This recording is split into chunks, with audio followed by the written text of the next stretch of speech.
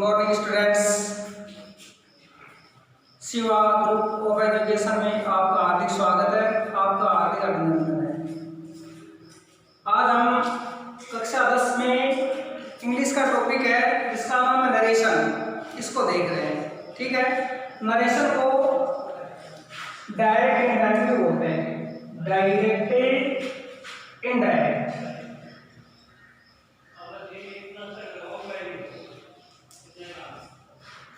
Direct indirect ये भी बोलते हैं। ठीक है, नरेशन बोलते हैं। एग्जाम में नरेशन का क्वेश्चन है ना, वो आपसे कभी 2 पूछ ले जाते हैं, कभी 4 पूछ ले जाते हैं। ठीक है, बड़ा ही इंपॉर्टेंट टॉपिक है, आपके एग्जाम की दृष्टि से भी बड़ा इंपॉर्टेंट है। और आप कभी कंपटीशन टेस्ट में अपियर होगे उस समय भी आपको निश्चित रूप से इस टॉपिक का क्वेश्चन देखने को मिलेगा।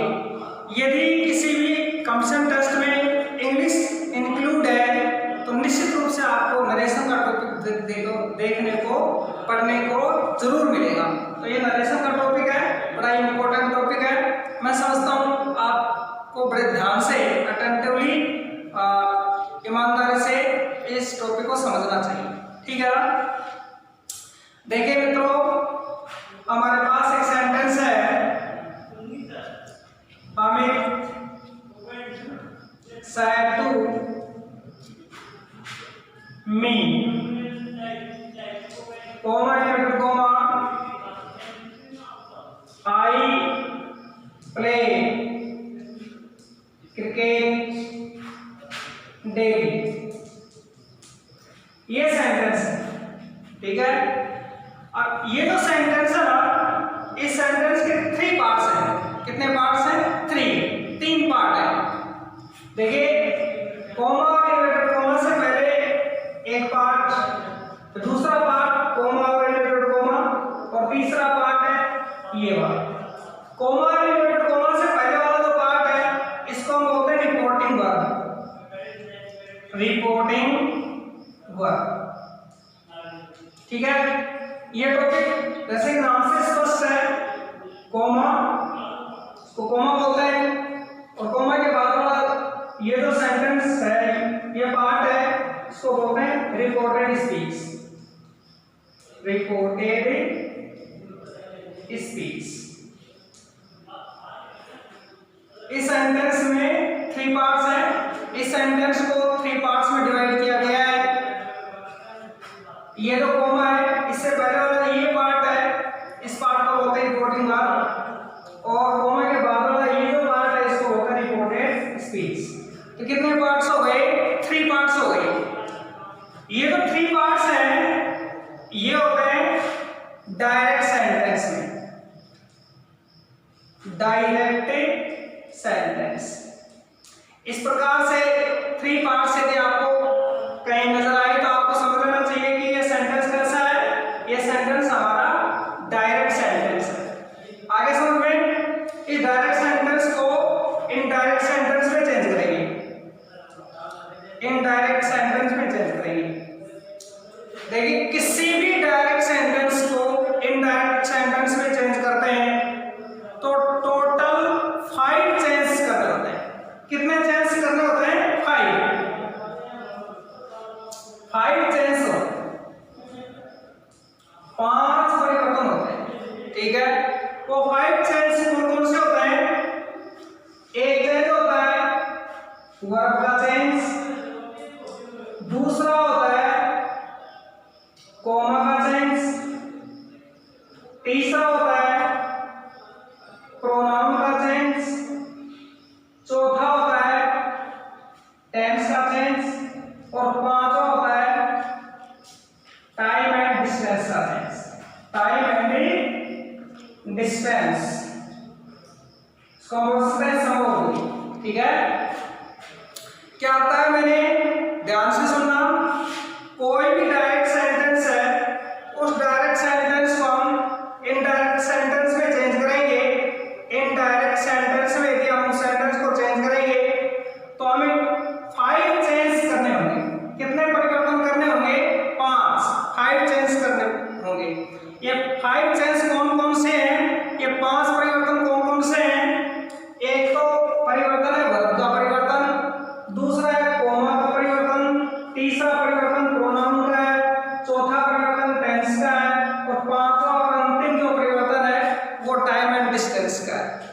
ठीक है, तो ये बात याद रखनी है, 5 चेंस फॉलो करने होते हैं। ठीक है, दूसरी बात जो आपको याद रखनी है वो ये याद रखनी है कि ये जो 3 पार्ट्स हैं सेंटेंस के, कौन से पार्ट में कौन से चेंज होते हैं। तो जैसे रिपोर्टिंग वर्ब है, फर्स्ट वाला पार्ट, इसमें जो चेंज होगा वो केवल वर्ब का चेंज होगा। रिपोर्टिंग वर्ब में जो चेंज होगा वो चेंज केवल क्या होगा, वर्ब चेंज होगी। क्या चेंज होगी, वर्ब। ठीक है, दूसरा जो परिवर्तन है कॉमा का परिवर्तन, तो ये जो कॉमा जो है ना ये हट जाएगा और इसके रिप्लेस में कोई वर्ड लिखा जाएगा। कॉमा जो है हट जाएगा और इसके स्थान पर कोई वर्ड लिखा जाएगा। ठीक है ना। थर्ड जो परिवर्तन है वो प्रोनाउन का परिवर्तन है। और ये थर्ड जो पार्ट है ना रिपोर्टेड स्पीच का, इसमें प्रोनाउन का चेंज होता है। तो प्रोनाउन आप जानते हो, फर्स्ट पर्सन प्रोनाउन होता है, सेकंड पर्सन प्रोनाउन होता है और थर्ड पर्सन प्रोनाउन होता है। चेंज कौन कौन से प्रोनाउन होते हैं ये मैं आपको बता देता हूं। यदि रिपोर्टेड स्पीच में फर्स्ट पर्सन का कोई प्रोनाउन है वो चेंज होगा। यदि रिपोर्टेड स्पीच में सेकंड पर्सन का कोई प्रोनाउन है वो चेंज होगा। लेकिन यदि रिपोर्टेड स्पीच में थर्ड पर्सन का कोई प्रोनाउन है या थर्ड पर्सन नाउन है तो वो चेंज नहीं होगा। तो प्रोनाउन है केवल 2 ही प्रोनाउन चेंज होते हैं, फर्स्ट पर्सन प्रोनाउन चेंज होता है और सेकंड पर्सन प्रोनाउन चेंज होता है। थर्ड पर्सन प्रोनाउन चेंज नहीं होता है। ठीक है, इसके बाद में थर्ड जो चेंज है ये टेंस का चेंज है। ठीक है ना।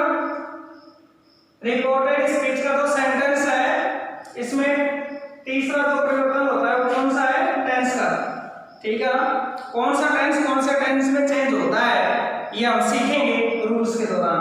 और फिफ्थ एंड लास्ट जो चेंज है वो है टाइम एंड डिस्टेंस का, ये भी रिपोर्टेड स्पीच में होता है। इस प्रकार से हमारे पास जो बात निकल करके आई है वो ये आई है, रिपोर्टिंग वर्ब में केवल एक परिवर्तन होता है, वर्ब का परिवर्तन होता है, एक परिवर्तन कॉमा का होता है और 3 परिवर्तन होता है रिपोर्टेड स्पीच में। रिपोर्टेड स्पीच में 3 परिवर्तन कौन कौन से होते हैं, एक तो प्रोनाउन का परिवर्तन होता है, एक टेंस का परिवर्तन होता है, एक होता है टाइम एंड डिस्टेंस का परिवर्तन। इस प्रकार से किसी भी डायरेक्ट सेंटेंस को इनडायरेक्ट सेंटेंस में चेंज करते हैं तो हमें 5 चेंज को फॉलो करना होता है। आगे समझ में, ये 5 चेंज कौन से हैं ये मैंने ब्लैक बोर्ड के ऊपर आपके सामने लिख दिए हैं और मैं बोल भी रहा हूं तो आपको सुन भी रहा है, आप समझ भी रहे हो। रूल्स के अंतर्गत हम वर्ब का चेंज कैसे करते हैं ये सीखेंगे, कॉमा का चेंज करते हैं कैसे करते हैं ये सीखेंगे, प्रोनाउन का चेंज कैसे करते हैं ये सीखेंगे, टेंस का चेंज कैसे होता है ये सीखेंगे, टाइम एंड डिस्टेंस का चेंज कैसे होता है ये सीखेंगे। अब हम इन 5 चेंज को कैसे करेंगे ये सीखेंगे। ये 5 चेंज यदि हमारे अच्छी तरह से समझ में आ गए तो फिर ये समझ लेना कि नरेशन का टॉपिक हमारा बिल्कुल ही क्लियर है। ठीक है ना। तो ये जितना मैंने ये जो लिखा है इसको आप अपने नोटबुक में उतार लेना।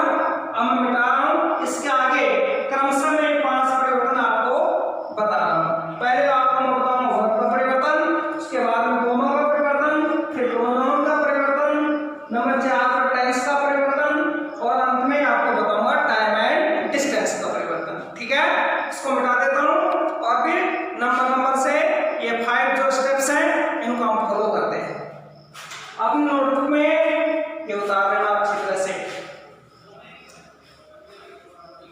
कोई बात समझ में नहीं आती है आपको तो या आप वीडियो को 2 बार देख सकते हो, 3 बार देख सकते हो, जितनी मर्जी आप वीडियो को देख सकते हो। जब तक आपको बात समझ में नहीं आए आप वीडियो को देखते रहिए, निश्चित रूप से आपको प्रत्येक चीज प्रत्येक बात समझ में आएगी। ठीक है, पहला हम चेंज सीखते हैं वर्ब का चेंज। ये वर्ब का चेंज कैसे होता है। पहली बात वर्ब का चेंज होता है रिपोर्टिंग वर्ब में होता है। कहां होता है, रिपोर्टिंग वर्ब। ठीक है ना। इसमें आपको याद रखना है यदि रिपोर्टेड स्पीच का सेंटेंस सिंपल हो तो रिपोर्टिंग वर्ब में से टू के स्थान पर टेल लिखते हैं,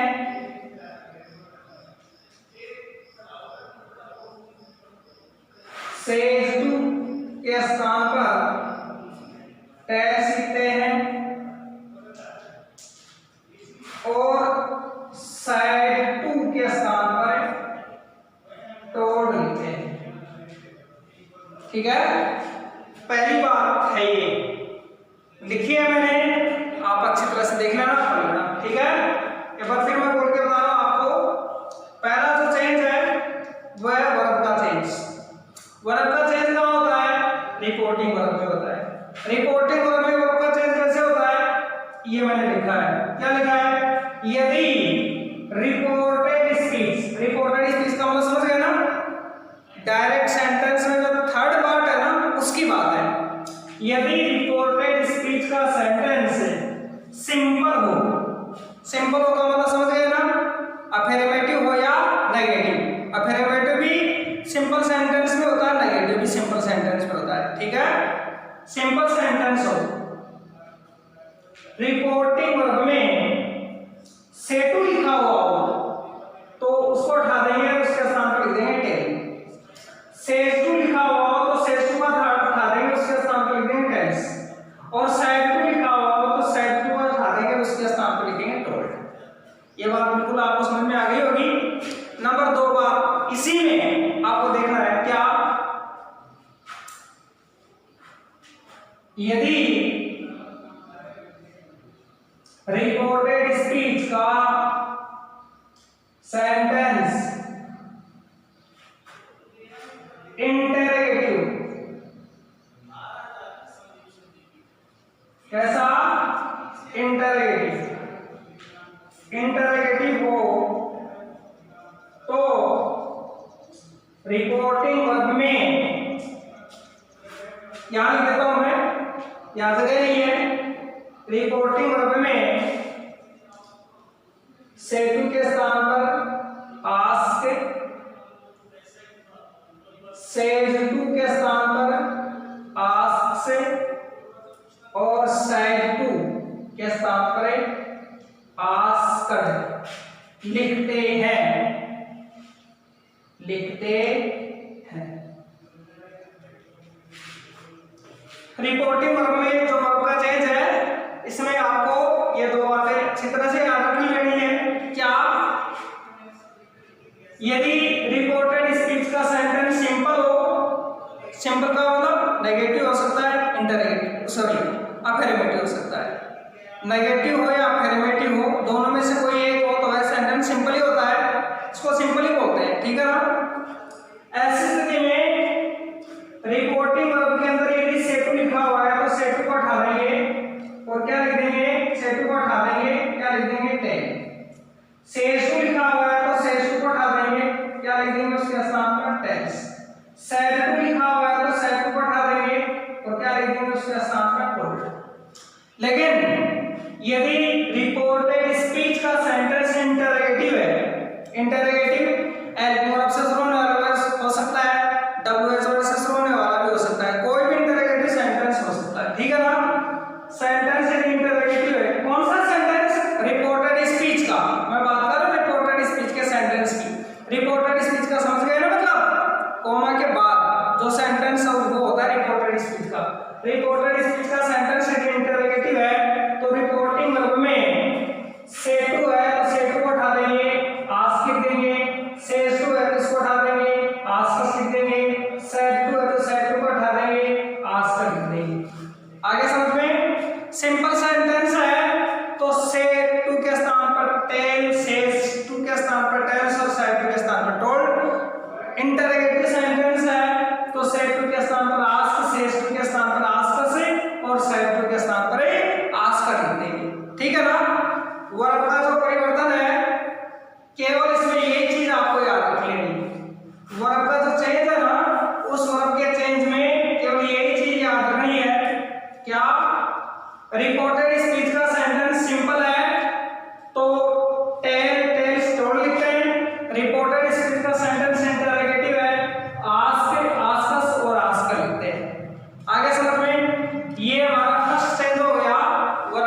चेंज। नंबर 2 चेंज आता है हमारा कोमा का चेंज।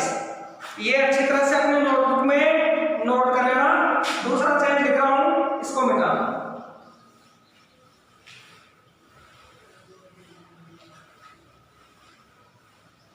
दूसरा चेंज हमारा है कोमा का चेंज। बताया था मैंने आपको क्या, कोमा का चेंज करते हैं ना तो कोमा को उठाते हैं और कोमा को उठाने के बाद में कोमा के स्थान पर कोई वर्ण लिखा जाता है। सेकंड चेंज कोमा का चेंज, कोमा चेंज।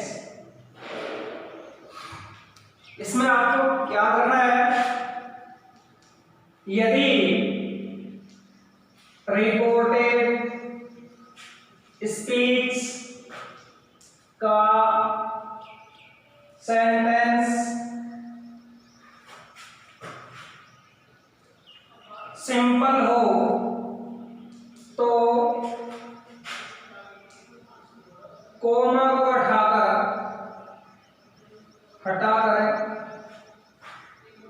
डैश लिखते हैं। सिंपल सिंपल का मतलब वही नेगेटिव प्लस इंटर, नेगेटिव और इंटर, इनमें से कोई भी एक हो तो वो सिंपल होता है। अरे सर गलत लिखा गया है, नेगेटिव और अफर्मेटिव। नेगेटिव हो या अफर्मेटिव वो सेंटेंस कैसा होता है, सिंपल सेंटेंस होता है। यदि सिंपल सेंटेंस है रिपोर्टेड स्पीच में तो कोमा को हटा देंगे, कोमा को हटा करके क्या लिख देंगे, डैश। ठीक है।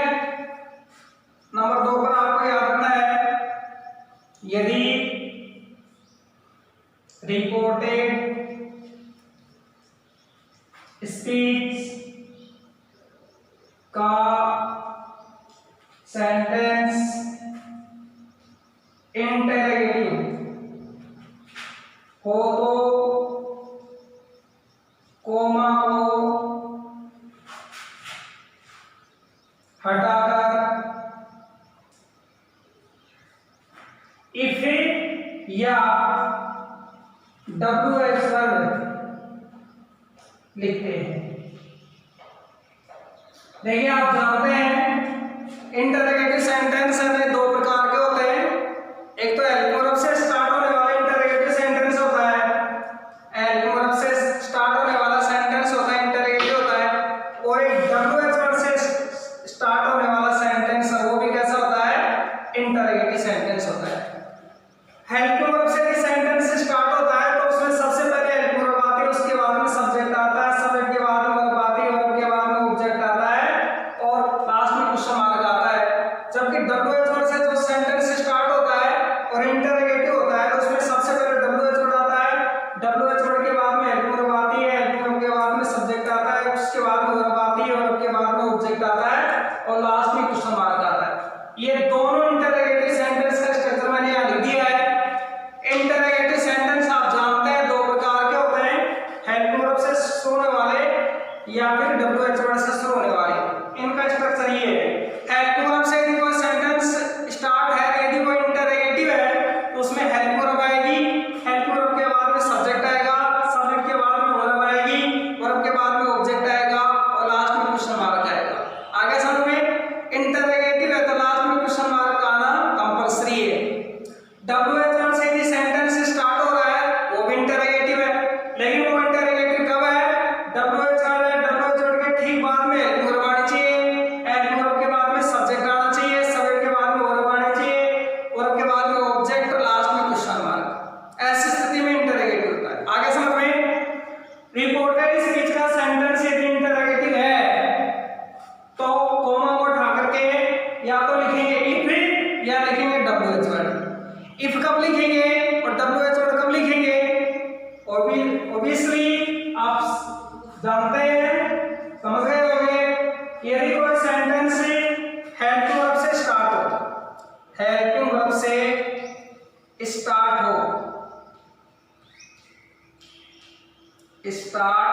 हो तो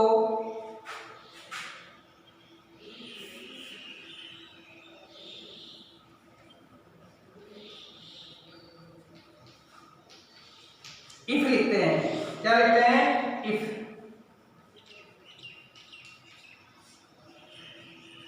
और यदि कोई सेंटेंस WH1 से स्टार्ट हो,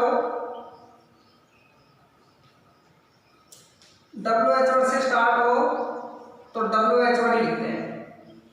तो क्या लिखते हैं? WH1। आगे समझ में?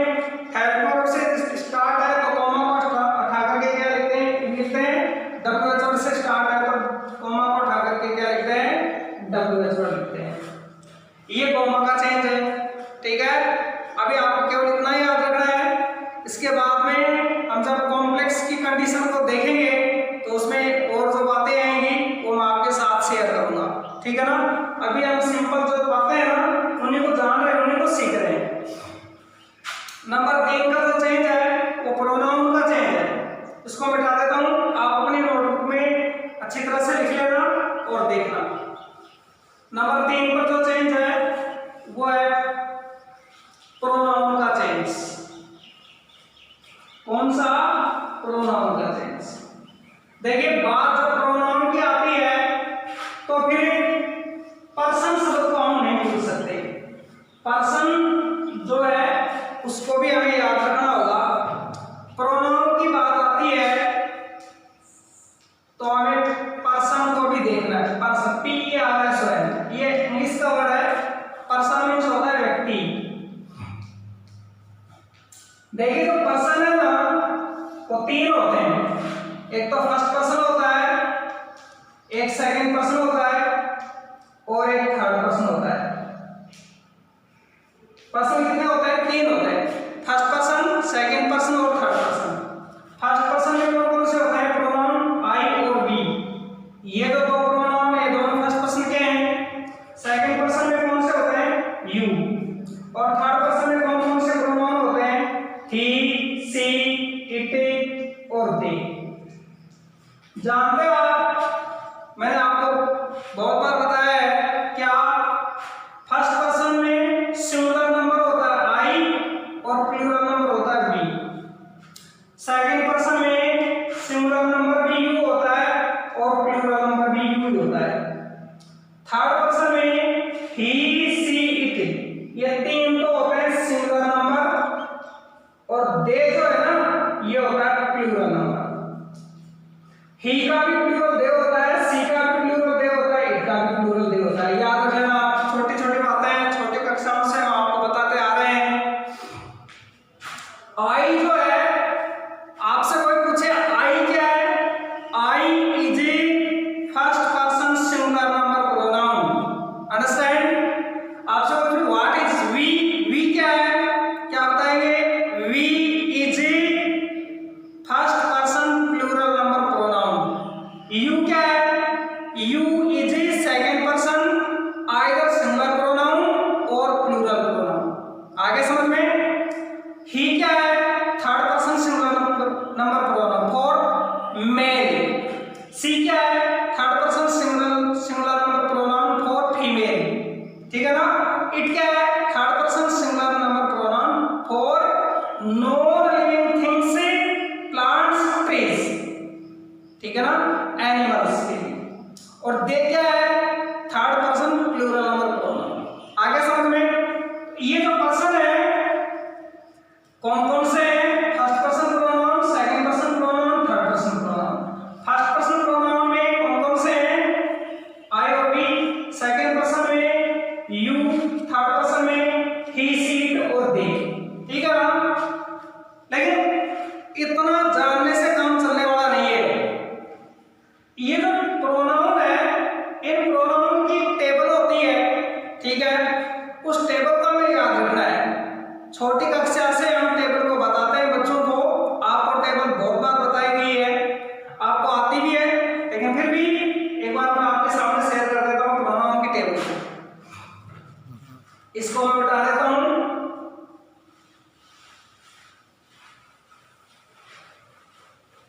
प्रोनाउन की टेबल,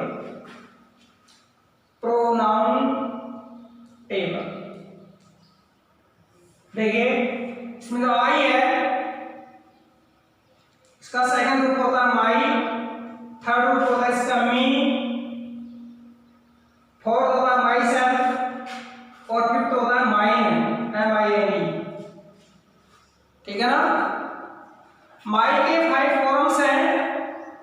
सॉरी आई की 5 फॉर्म्स हैं। First form I, second form I, third form me, fourth my self और फिफ्थ माइन। ऐसे प्रत्येक प्रोनाउन के 5 फॉर्म्स हैं, ठीक है ना। वी है, इसके भी 5 फॉर्म्स हैं। We, our, us, ourselves और आवर्स। यू है, यू के भी 5 फॉर्म्स हैं। You, your, you, yourself. ये योर सेल्फ है, ये तो सिंगुलर के लिए आता है। और योर सेल्वेज ये प्लूरल के लिए आता है। और योर्स। देखिए यू जो है ना, ये सिंगुलर नंबर भी होता है, प्लूरल नंबर भी होता है, ठीक है ना। फोर्थ फॉर्म है, केवल वही डिफरेंस है सिंगुलर और प्लूरल का। सिंगुलर का फोर्थ फॉर्म सेल्फ होता है और प्लूरल का फोर्थ फॉर्म सेल्फ होता है, ठीक है। ही की बात आती है, ही की फर्स्ट फॉर्म ही होती है, सेकंड हिज होती है, थर्ड हिम होती है, फोर्थ हिमसेल्फ होती है और फोर्थ फिफ्थ होती है हिज। फिफ्थ क्या होती है? हिज। क्या रखना है आपको। सी की बात करें तो इधर देखिए, सी फर्स्ट फॉर्म है, सेकंड फॉर्म हर, थर्ड फॉर्म भी हर, फोर्थ फॉर्म हर सेल्फ और फिफ्थ फॉर्म हर्स। इट की बात करें तो first form it, second form it's, third it, fourth itself और इसकी फिफ्थ फॉर्म नहीं होती है। इट की फिफ्थ फॉर्म नहीं होती है, ये भी याद रखना। दे की बात करें तो दे फर्स्ट फॉर्म है, इसकी सेकंड फॉर्म है दियर, थर्ड फॉर्म है देम, फोर्थ फॉर्म है देमसेल्व्स और फिफ्थ फॉर्म है इसकी दियर्स। आगे समझ में, ये प्रोनाउन की टेबल